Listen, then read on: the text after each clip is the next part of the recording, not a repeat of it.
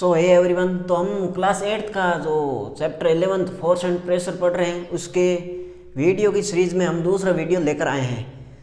तो अगर आप ये वीडियो देख रहे हैं तो मैं आपको यही सलाह दूंगा कि आप पहले प्रीवियस वीडियो देख लें, क्योंकि उसमें हमने बल की जो संक्षिप्त चर्चा थी उसको कवर किया है। बल क्या होता है, बल की डेफिनेशन क्या है। अगर आपने वो कंसेप्ट को समझ लिया है तो जो हम आगे आज कंसेप्ट समझाने वाला है उसको अच्छी तरह से समझ में आ जाएगा, नहीं तो आपके लिए समझना थोड़ा सा डिफ़िकल्ट हो जाएगा। तो लेट्स स्टार्ट्स। तो इसमें हमने अभी तक फोर्स को ही कवर कर रहे हैं, बाद में प्रेशर को कवर करेंगे। इसमें भी हम सब टॉपिक लेकर चलेंगे और इस फोर्स को पूरा को क्लियर करेंगे। तो प्रीवियस वीडियो में हमने व्हाट इज़ फोर्स एंड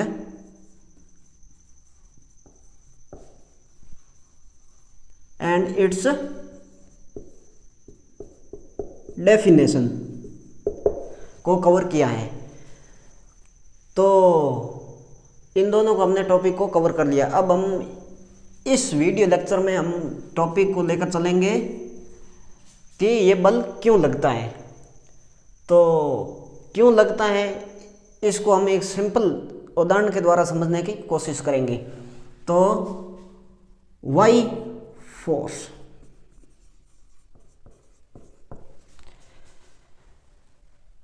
तो लेट्स स्टार्ट वाई फोर्स। तो अब हम समझते हैं कि एक एग्जांपल लेते हैं।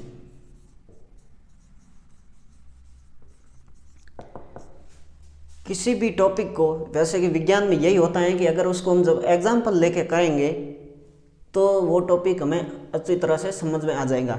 सैद्धांतिक जो बातें हम कहते रहेंगे, लेकिन अगर हम रियल लाइफ के प्रैक्टिकल एग्जाम नहीं लेंगे एग्जाम्पल, तब तक हमारे जो कंसेप्ट है वो क्लियर होने वाला नहीं है।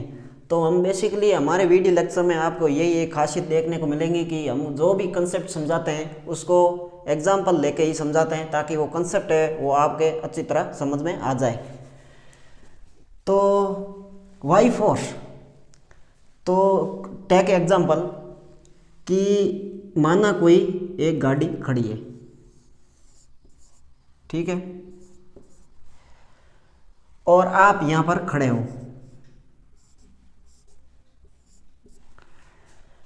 क्या आपकी प्रेजेंस के कारण ये गाड़ी मूव कर रही है, यानी ये क्या गाड़ी चल रही है? आप ये सोचेंगे कि ये कैसा सवाल है, लेकिन बल के जो कंसेप्ट है उसको इसी प्रकार समझाया जा सकता है। तो आपकी उपस्थिति के कारण तो ये मूव नहीं होगी, नहीं तो ये इधर चलेगी और ना ही ये इधर चलेगी, यानी ये रेस्ट अवस्था में है। आपने अपनी स्थिति चेंज कर ली, कहीं पर भी खड़े हो, ये स्थिति वस्तु की, जो बस की जो गाड़ी है उसकी स्थिति चेंज नहीं होने वाली। माना कि ये कार है, अब आपने क्या किया, इस पर धक्का लगाना स्टार्ट कर दिया।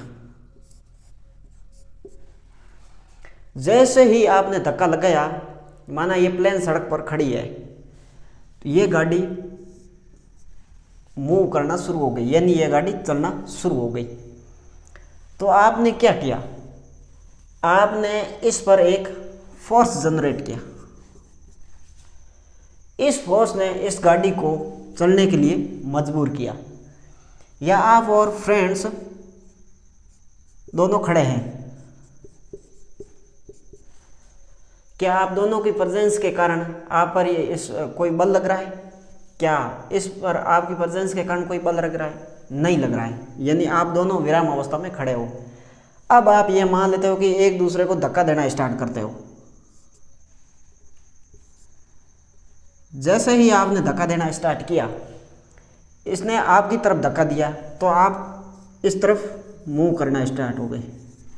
या फिर अगर आपके दोस्त ने आपकी तरफ धक्का लगाया है तो आप मूव करना शुरू हो गए। मैं यहाँ पुश की बात कर रहा हूँ। अगर आप पुश और पुल क्या होता है ये नहीं समझ में आता तो आप प्रीवियस वीडियो ज़रूर देखें, उसमें पुश और पुल को अच्छी तरह समझाया गया है। तो आप एक दूसरे को पुश कर रहे हो, कभी आप इस तरफ मूव हो रहे हो, कभी आपका फ्रेंड इस तरफ मूव हो रहा है, लेकिन दोनों मूव ज़रूर हो रहे हैं। तो आपने क्या किया, आपने इस पर एक फोर्स लगाया और जैसे ही इस पर फोर्स लगाया ये मूव होना स्टार्ट हो गया।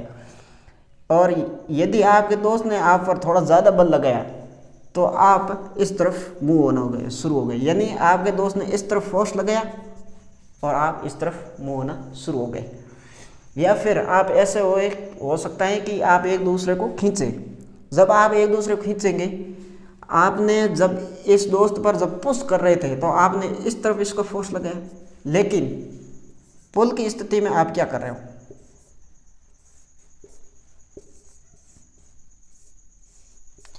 पुल की स्थिति में आप खींच रहे हो, यानी इस दोस्त पर आप इस तरफ खींच रहे हो, यानी पुल कर रहे हो।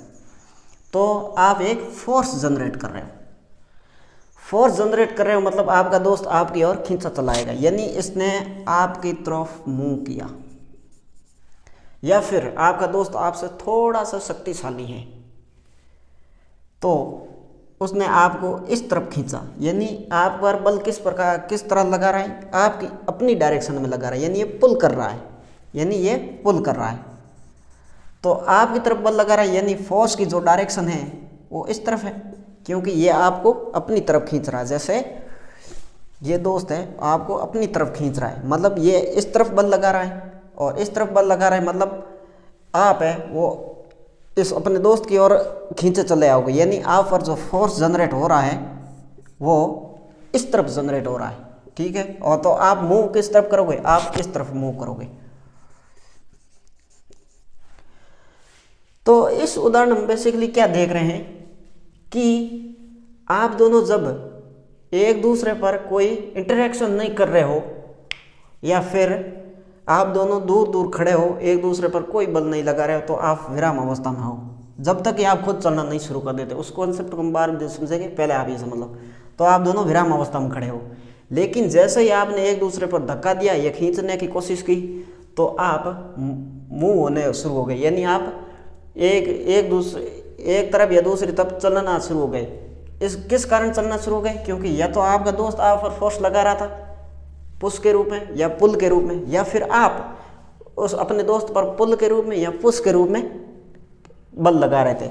आपने जिसका बल ज़्यादा हो रहा था उसी तरफ आप चलना शुरू हो रहे थे। अगर आपका जो पुश करने का जो फोर्स है वो अपने दोस्त से ज़्यादा है तो आप दोस्त को मूव करा दोगे उस बल की तरफ, यानी आपने इस प्रकार बल लगाया तो मूव उस तरफ होगा। यानी आपने इस तरफ पुश किया है तो दोस्त का जो मूव होगा वो उस बल की तरफ होगा। खींचने में यही होगा कि अगर आप थोड़े शक्तिशाली हो, अपनी तरफ खींचने की कोशिश कर रहे हो तो दोस्त आपकी ओर खींचा चला आएगा, यानी आप पुल अपनी ओर कर रहे हो तो मूव भी अपनी ओर ही हो रहा है। तो इन दोनों उदाहरणों में आप क्या देख रहे हो कि आपकी प्रेजेंस के कारण गाड़ी चलना शुरू नहीं हो रही है। यही आप दोनों अगर दोस्त और आप दोनों खड़े हो तो आप दोनों की प्रेजेंस के कारण आप दोनों गति करना स्टार्ट नहीं कर रहे हो। तो गति क्यों हुई, बेसिकली गति होने का यही कारण है कि आप एक ऑब्जेक्ट हो और आपका दोस्त एक ऑब्जेक्ट है। इस वाले उदाहरण में गाड़ी एक ऑब्जेक्ट है और आप भी एक ऑब्जेक्ट हो। तो बल इसलिए ही घटित हुआ क्योंकि आप दो ऑब्जेक्ट के बीच में जो है इंटरेक्शन हो रहा है। जब तक आप दोनों प्रेजेंस थे एक दूसरे के सापेक्ष, कोई बल नहीं, एक दूसरे पर इंटरेक्शन नहीं कर रहे थे, तब तक कोई बल नहीं लग रहा था। लेकिन जैसे ही दो ऑब्जेक्ट, माना इसमें गाड़ी और आप है, एक दूसरे पर इंटरेक्शन करना शुरू किया आपने इस गाड़ी के मध्य, तो क्या हुआ, फोर्स जनरेट हुआ। तो why force is basically interaction of two objects, यानी दो ऑब्जेक्ट के मध्य या फिर ये के मध्य इंटरेक्शन के कारण फोर्स जनरेट हुआ। तो वाई फोर्स, इसका जवाब आपको मिल गया है कि जब टू ऑब्जेक्ट एक दूसरे को इंटरेक्ट करते हैं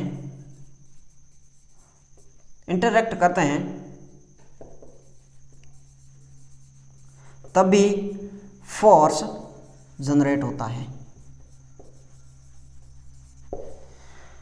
यानी इन सभी में दो ऑब्जेक्ट या फिर दो से अधिक भी हो सकता है। यहाँ पर आप और आपका दोस्त दो जने हो, यानी दो या दो से अधिक। जब तक एक ऑब्जेक्ट है, दो ऑब्जेक्ट नहीं है, एक ऑब्जेक्ट ही है, तो उस पर कोई फोर्स नहीं लगेगा।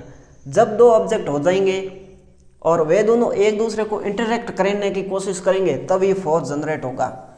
दो ऑब्जेक्ट के होने से फोर्स जनरेट नहीं होता। इस वाली स्थिति में आपने देखा कि आपकी प्रेजेंस के कारण एक दूसरे पर कोई बल नहीं लग रहा था, लेकिन जैसे ही आपने एक दूसरे पर इंटरेक्ट करना शुरू किया, आपने इस पर फोर्स लगाने की कोशिश कर रहे हो। तो basically force due to an interaction।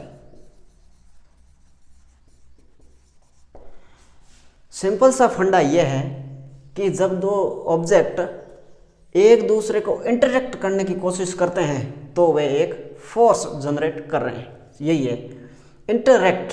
महत्वपूर्ण शब्द यही है कि एक दूसरे को इंटरेक्शन करना चाहिए, तभी फोर्स घटित होगा, नहीं तो फोर्स नहीं होगा। प्रेजेंस दोनों हम और कितने ही ऑब्जेक्ट प्रेजेंस है, लेकिन एक दूसरे को इंटरेक्ट नहीं कर रहा। जैसे मैं और ये बोट, ये एक ऑब्जेक्ट है, मैं ये ऑब्जेक्ट हूँ, हम एक दूसरे को इंटरेक्ट नहीं कर रहे हैं, दोनों प्रेजेंस है, ये प्रेजेंस है, मैं भी प्रेजेंस हूँ, लेकिन क्या बल लग रहा है? नहीं।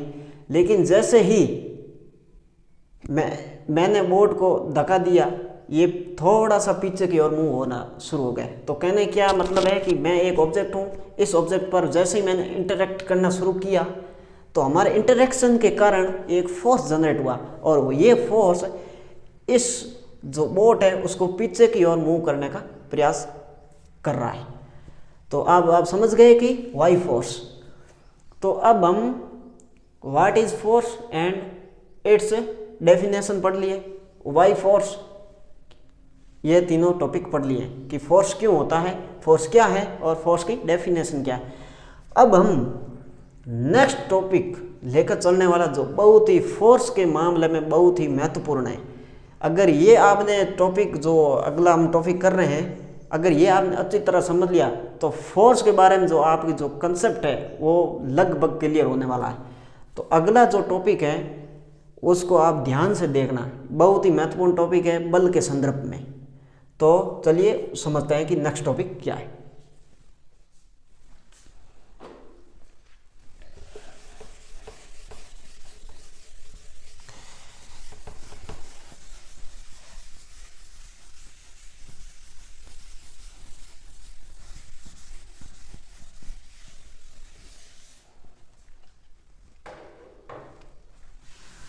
The concept of CON net force।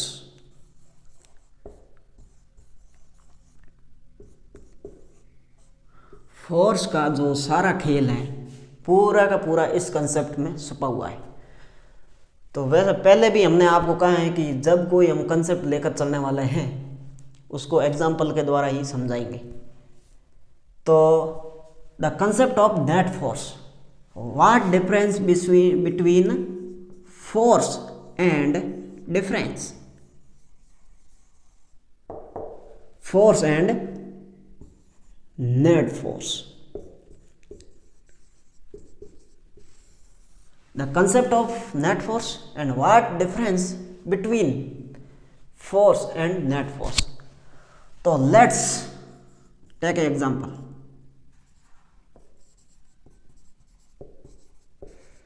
And let's take example।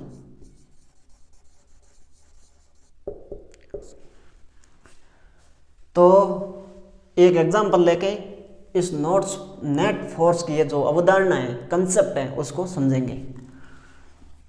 मान लीजिए कि ये एक प्लेन है, या आप फर्श भी कह सकते हो, जैसे कोई बना हुआ है मार्बल से, थोड़ा सा ज़्यादा स्मूथ होना चाहिए,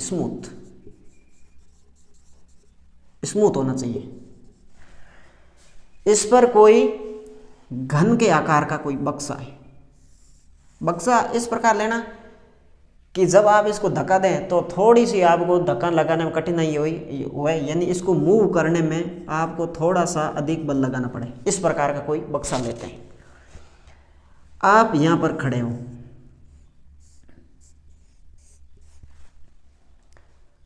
आप बक्सा यहाँ पर खड़ा है, ये एक ऑब्जेक्ट है। आप यहाँ पर खड़े हो, ये भी एक ऑब्जेक्ट है। जब तक आप एक दूसरे को इंटरेक्ट नहीं करते हो तो कोई फोर्स जनरेट नहीं हो रहा। आप भी रेस्ट अवस्था में हो, ये भी रेस्ट अवस्था में है। फिर आपने क्या किया, इसको धक्का लगाना स्टार्ट कर दिया। जैसे ही आपने धक्का लगाया, इसको आपको मूव कराने में थोड़ी सी कठिनाई हो रही, लेकिन आपने बल बढ़ाते गए, एक सीमा पर आपने इस प्रकार बल बढ़ाया कि यह चलना स्टार्ट हो गया। तो ये बक्सा इधर की ओर मूव होना स्टार्ट हो गया। तो इसके इधर और मूव होने का कारण है कि आपने इसकी तरफ एक फोर्स जनरेट किया। आप दोनों के इंटरसेक्शन के कारण एक फोर्स जनरेट हुआ है। इस फोर्स की दिशा में ये बक्सा मूव होना शुरू हो गया। आपसे थोड़ा सा बक्सा कठिनाई स्थिति में चल रहा है, लेकिन आप इसको थोड़ा सा स्मूथ ले लिया हमने फर्स्ट, इसलिए थोड़ा सा ये मूव होने में, मूव जो कर रहा है वो स्मूथ से कर रहा है, यानी सरलता से कर रहा है। अब आपने एक फ्रेंड को कहा कि आप भी आ जाइए और बक्से को मूव कराने में मेरी सहायता कीजिए। तो आपका दोस्त, आपका सच्चा दोस्त है, तो उसने भी हाँ भर ली और वो भी साथ में धक्का देना लग गया। आपने रियलाइज किया कि जैसे ही दोस्त ने आपके जो समान दिशा में धक्का लगाना स्टार्ट किया, बक्सा है वो सरलता से सिंपली मूव, यानी अब बक्सा जो है वो चल तो रहा है तेजी से, लेकिन वो थोड़ा सा आपको कम बल की आवश्यकता हो रही, लेकिन बक्सा चल रहा है। तो क्या किया, आपके दोस्त ने आपके पक्ष में धक्का दिया, तो ये जो बक्सा है वो सरलता से मूव करना शुरू हो गया, यानी आपको कम फोर्स लगाने की जरूरत हो गई। आप जो पहले अपने जो धक्का लगाने के लिए जो ज़्यादा फोर्स लगा रहे थे वो अब कम लगाना शुरू कर दिया, लेकिन बक्सा उसी स्पीड से चला जा रहा है। तो आपके दोस्त ने आपकी मदद की और ये बक्सा सरलता से इधर की ओर मूव करने लग गया। फिर आपने देखा कि आपका दोस्त जब आपके पक्ष में फोर्स लगा रहा था तो ये सरलता से मूव हो रहा था, आपको ज़्यादा कठिनाई नहीं हो रही थी इस बक्स को चलाने में। फिर आपने दोस्त को कहा कि दोस्त आप ऐसा कीजिए कि मेरे सामने से धक्का दीजिए। तो दोस्त ने, जो आपका सच्चा दोस्त है, तो उसने हाँ भर ली, तो ये आ गया आपके सामने। जैसे ही आपके सामने आया, आपने कहा कि धीरे धीरे फोर्स लगाना। तो जैसे ही आपने यहाँ से हाथ छोड़ा, तो आपको वो पहले वाला जब अकेले फोर्स लगा रहे थे, अगर ये बक्से को मूव कराना तो वो वाला फोर्स लगाना पड़ेगा।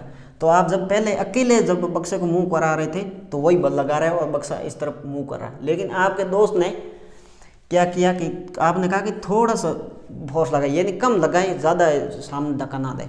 तो अब आपको कठिनाई होने लग गई। अब उसी गति को, जो पहले आप उसी गति से चला रहे थे, उसी गति को जारी रखने के लिए अब आपको ज़्यादा फोर्स लगा रहा है, यानी ये फोर्स की जो परिमाण है वो बढ़ रहा है। तो आपने देखा कि अब आपको उसी गति पर चलाने के लिए बक्से को ज़्यादा धक्का देना पड़ रहा है। अब आपने अपने दोस्त से कहा कि आप धीरे धीरे धीरे अपना फोर्स है वो बढ़ाते जाए। तो अभी उसी गति को जारी रखने के लिए आपको फोर्स बढ़ाना पड़ रहा है।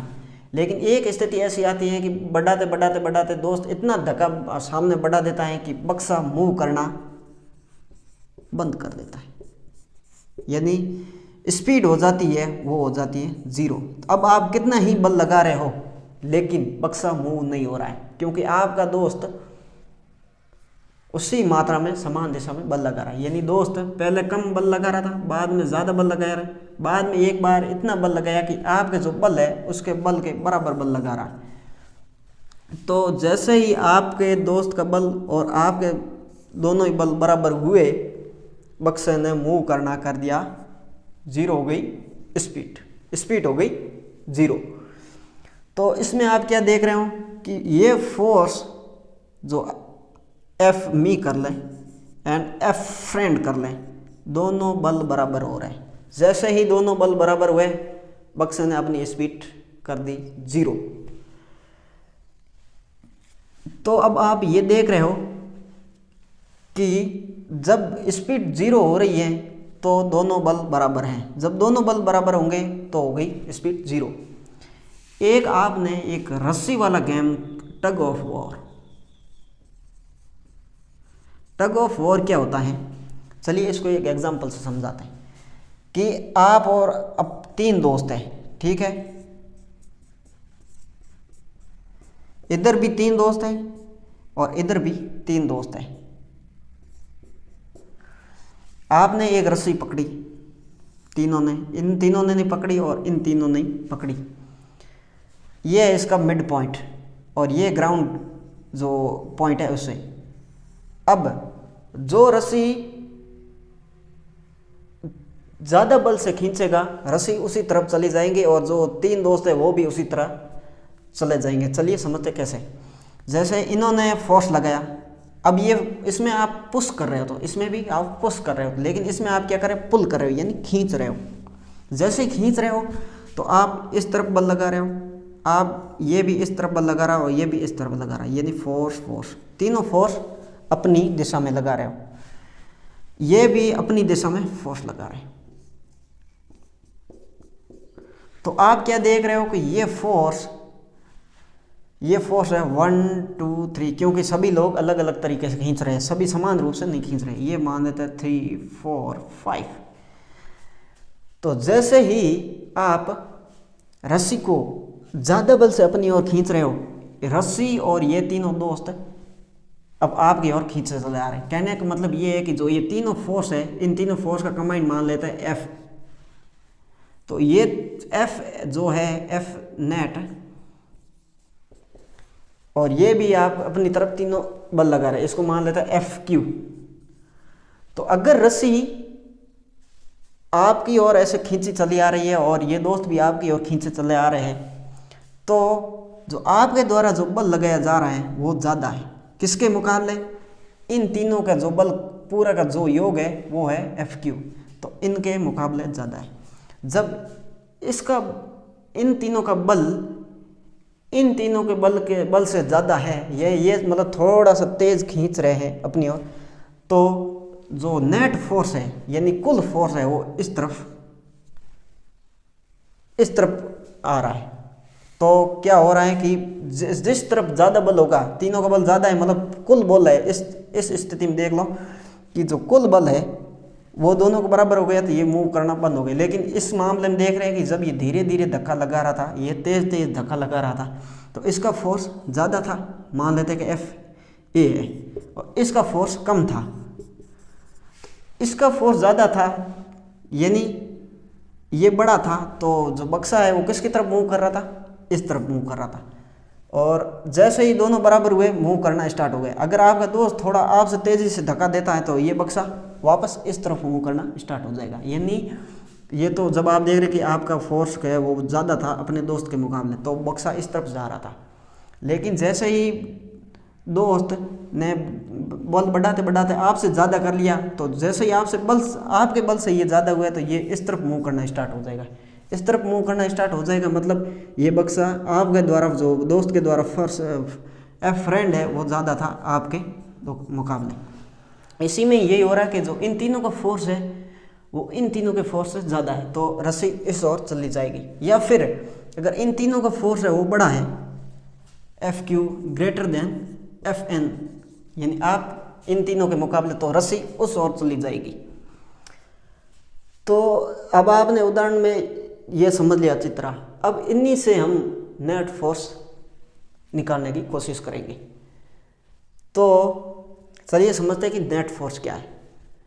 आपने ये उदाहरण अच्छी तरह समझ लिए। अब इन्हीं उदाहरणों में से नेट फोर्स के जो कंसेप्ट है उसको निकालने का प्रयास करते हैं। तो नंबर 1 इस बॉक्स पर देखो। इस बॉक्स पर आप देख रहे हो कि जैसे ही आप कोई फोर्स लगा रहे हो, नए सिरे से शुरू करो। नेट फोर्स है, मैं ये थोड़ा सा साफ कर देता हूँ।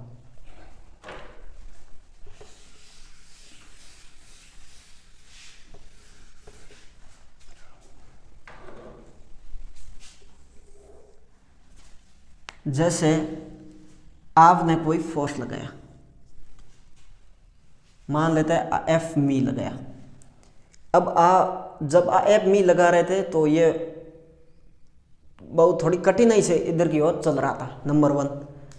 लेकिन आपके दोस्त ने जैसे ही आपकी दिशा में धक्का देना शुरू किया तो ये थोड़ा सा तेजी से मूव करना शुरू हो गया, क्योंकि इसका बल और आपके फ्रेंड का बल है वो 2 बल जुड़ गए।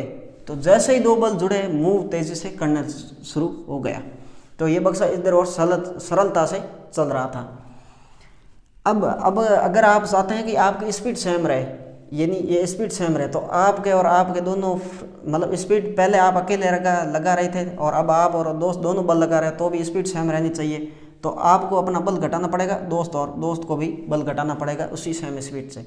लेकिन आपने समान बल रखा और दोस्त ने भी वही बल रखा है, तो ये थोड़ा तेज़ी से मूव करेगा। तो इसमें हमारी ये हुआ कि अगर बक्सा इस और सरलता से मूव कर रहा है तो ये हो गया है कि दोनों के बल जुड़ गए। जब दोनों के बल जुड़ जाते हैं, जो एफ नेट है, जब दोनों बल एक ही दिशा में लग रहे हैं, जब आप और आपका फ्रेंड एक ही दिशा में लगा रहे थे तो दोनों बल जुड़ जाते हैं।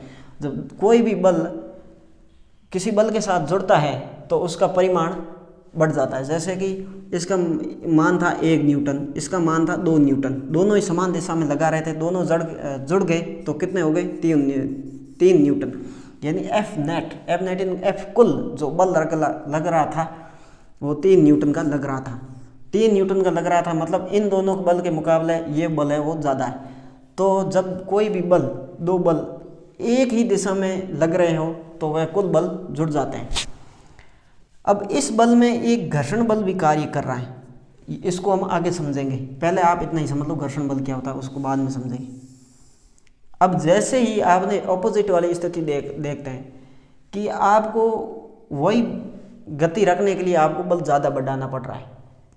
तो बेसिकली ये हो रहा है कि जैसे ही ये बल बढ़ाता चला जा रहा है, एक स्थिति आपके बल के बराबर हो गई तो क्या हो गई, ये बक्सा चलना स्टार्ट हो गया। यानी जब 2 बल विपरीत दिशा में चल रहे हैं तो जिस तरफ बक्सा चल रहा है वही नेट फोर्स होगा। कैसे?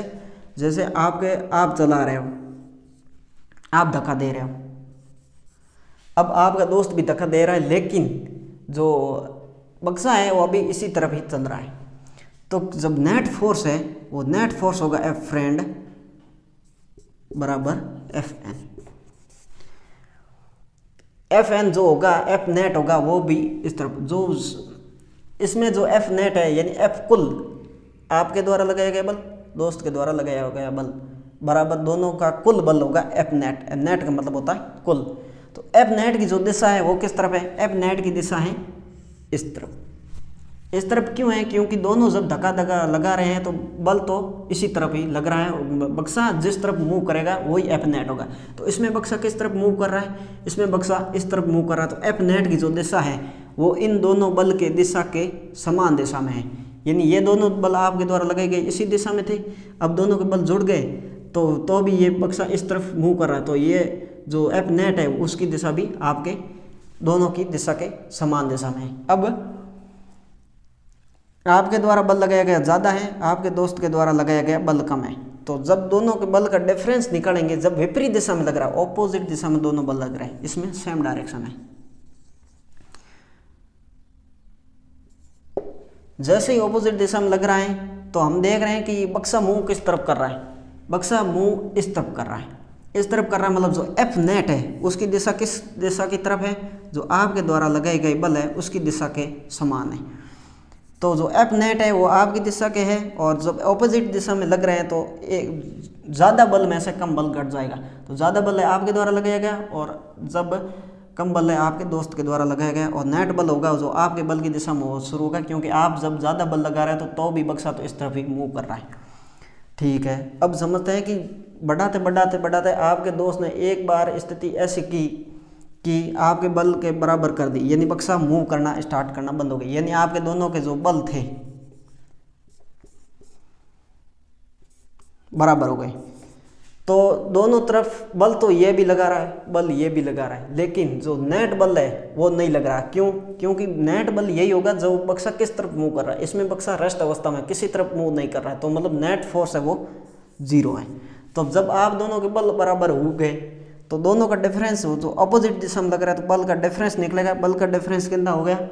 0, यानी एफ नेट है वो लग ही नहीं रहा हो, एफ नेट है वो 0 है।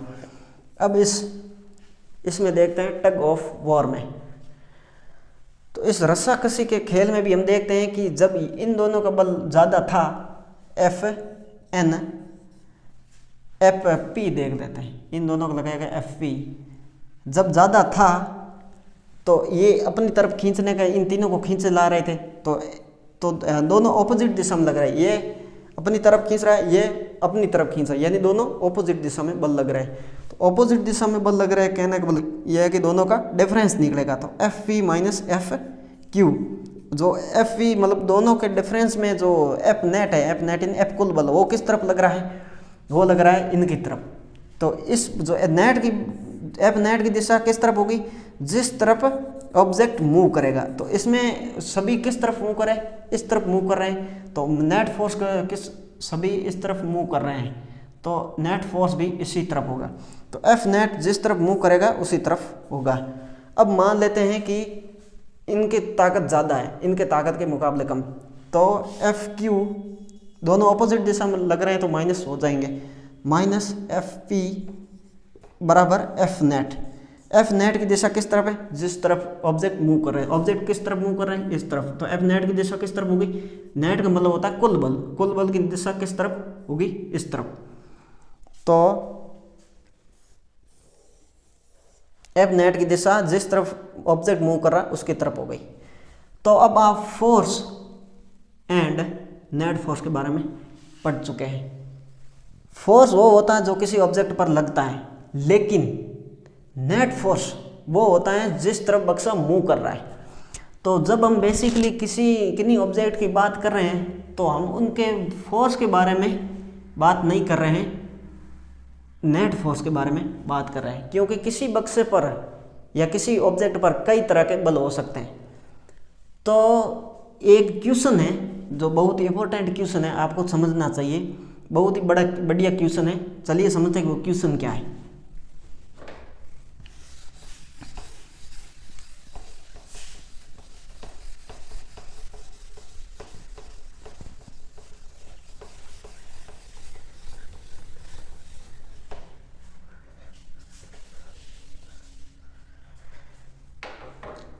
क्वेश्चन ये है कि कोई भी वस्तु जब रेस्ट अवस्था में हो या फिर सेम स्पीड में हो,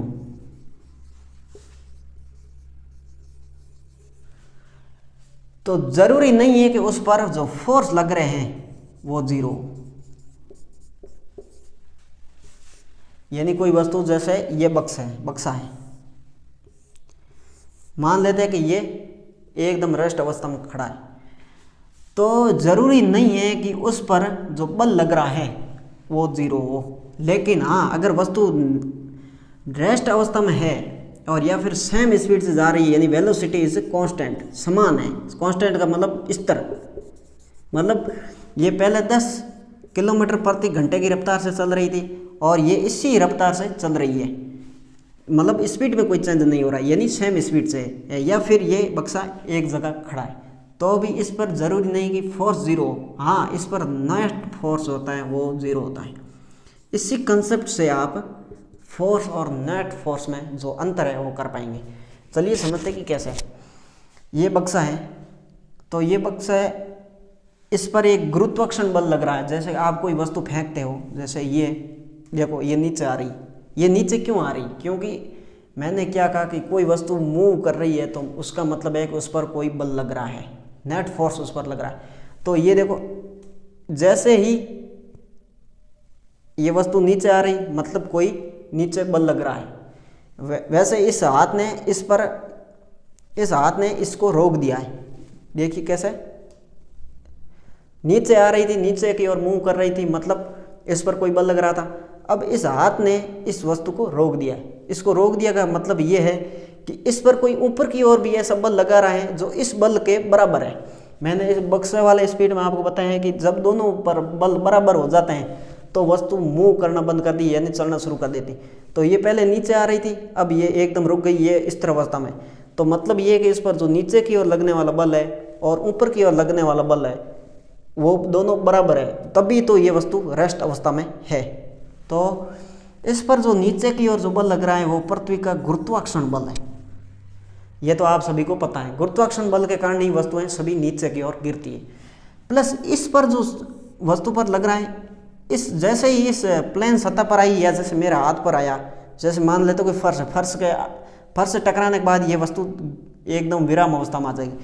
तो उस फर्श ने इसको ऊपर की ओर बल लगाया, लेकिन वो गुरुत्वाकर्षण बल के बराबर था तो वस्तु रेस्ट अवस्था में आ गई, जैसे उस बक्से वाले उदाहरण में आया था। दोनों के बल आपके और मित्र के दोनों के बराबर हुए, बक्सा एकदम रेस्ट अवस्था में आ गया। इसमें भी जो गुरुत्वाकर्षण बल है और जो ये सतह पर ऊपर की ओर जो लगाया जा रहा है बल है नॉर्मल फोर्स। इसको हम बाद में समझेंगे, एक बार ये समझ लो कि इसके ऊपर की ओर जो लग रहा है वो नॉर्मल फोर्स है। तो इन दोनों जब दोनों का परिमाण बराबर हो गया, जैसे इन दोनों का परिमाण बराबर हो गया, ये रेस्ट अवस्था में आ गई। ठीक है, नेट फोर्स है वो इस पर क्या लग रहा है, 0, क्योंकि ये वस्तु ना तो कहीं भी रेस्ट अवस्था में है, कहीं भी नहीं चल रही, तो नेट फोर्स हो गया 0। अब मान लेते हो कि बहुत भारी बक्सा है तो आप भी इस तरफ बल लगा रहा है, लेकिन ये खिंचक ही नहीं रहा है। तो अब आप हैरानी करोगे कि मैं तो इस तरफ बल लग रहा हूँ, तभी ये बक्सा खिसकना चाहिए, क्योंकि इस ओर तो कोई बल काम ही नहीं कर रहा है, मैं तो इसी ओर बल लगा रहा हूँ। तो अगर सामने इस ओर बल बराबर होगा तभी तो ये वस्तु नहीं चलने वाली, लेकिन आप बल लगा रहे हो, सामने कोई बल नहीं लग रहा है, तो भी विराम अवस्था में है। तो आप समझेंगे ये क्या है।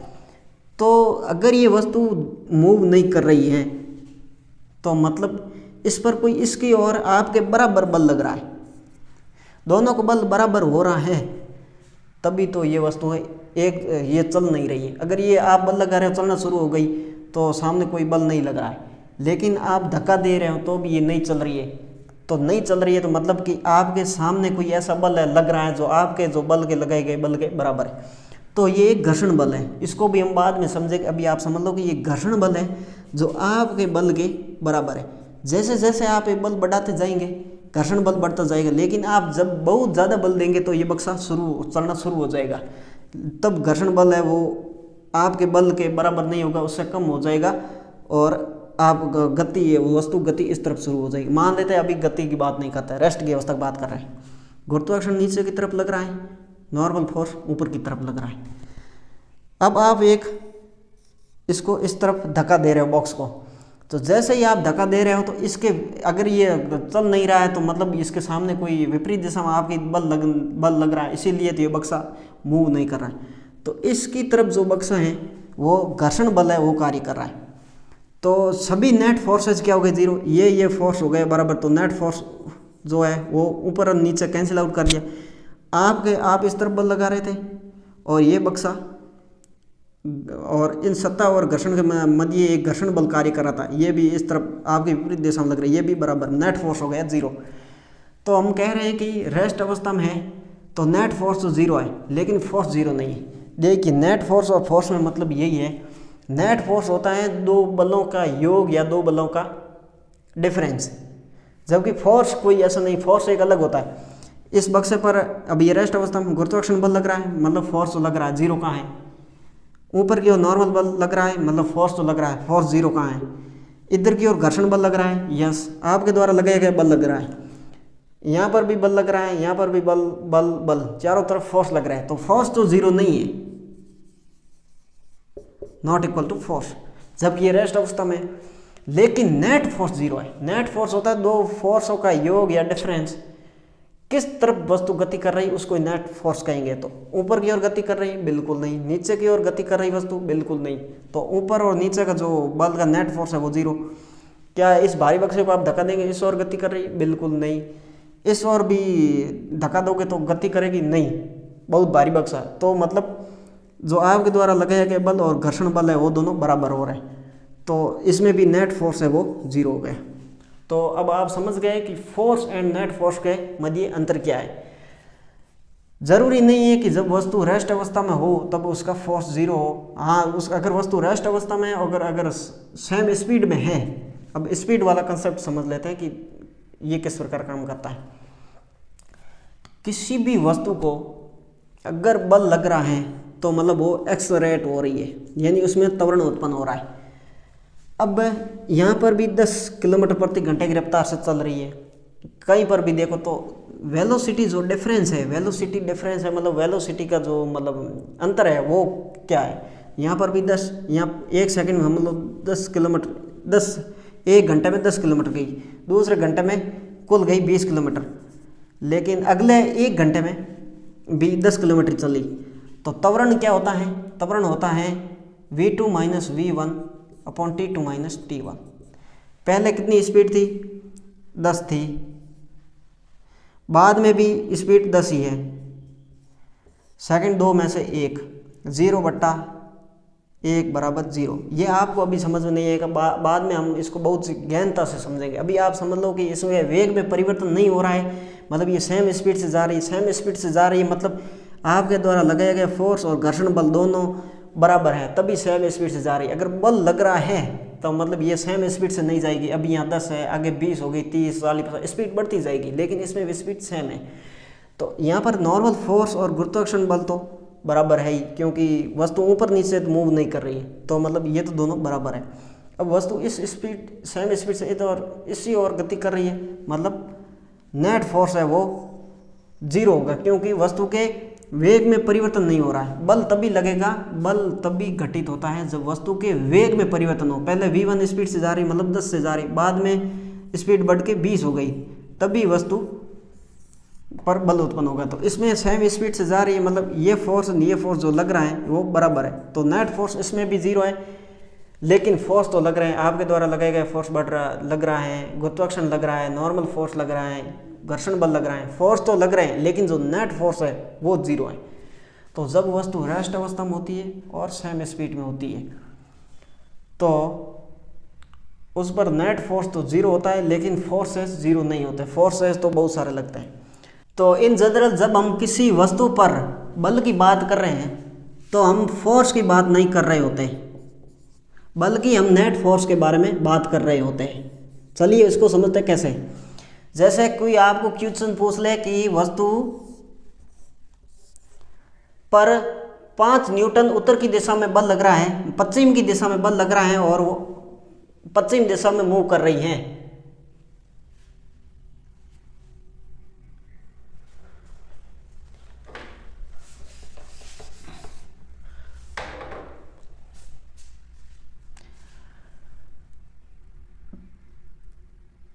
तो इन जनरल जब हम किसी वस्तु पर फोर्स की बात कर रहे हैं तो हम फोर्स की बात ना करके उस पर नेट फोर्स के बारे में बात कर रहे होते हैं। जब हम कहते हैं कि कोई वस्तु जो उस पर 5 न्यूटन बल लगाने के कारण वस्तु ने मूव करना शुरू कर दिया है, तो हम क्या उसके फोर्स के बारे में बात कर रहे हैं? बिल्कुल नहीं, हम उसके नेट फोर्स के बारे में बात कर रहे हैं।